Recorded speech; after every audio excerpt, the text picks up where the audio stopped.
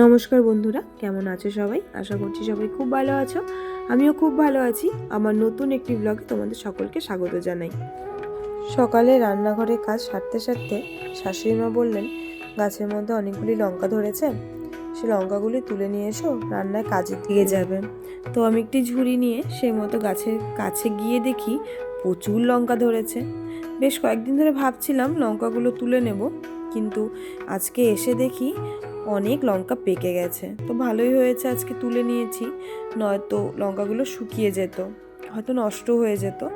তো পাকা লঙ্কা তুলতে তুলতে দেখি প্রচুর এমন পরিপক্ক কাঁচা লঙ্কাও রয়েছে। তো সেগুলো তুলে নিয়েছিলাম।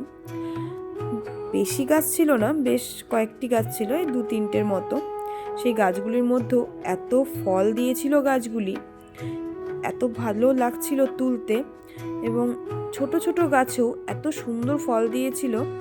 তো আজকে আমি এটা তুলে নিয়েছি এভেবেই যে হয়তো ফল আরও হবে, কারণ এসব গাছ থেকে তো যত ফল তুলে নেওয়া হয় তাদের ফলনটা আরও বেশি হয়। তো এই গাছে আমার একদম ছোট্ট গাছ, তবুও একদম হাত ভরে ফল দিয়েছে আমাকে। তো আমি সেগুলো তুলে নিয়েছিলাম। তুলে নিয়ে পাশে আরেকটি গাছ ছিল, তো সেখানে গাছটি একদম নুয়ে পড়েছিল। তো ভেবেছিলাম হয়তো বেশি লঙ্কা নেই এর মধ্যে, কিন্তু একটু খুঁজে দেখি প্রচুর লঙ্কা এমন রয়েছে।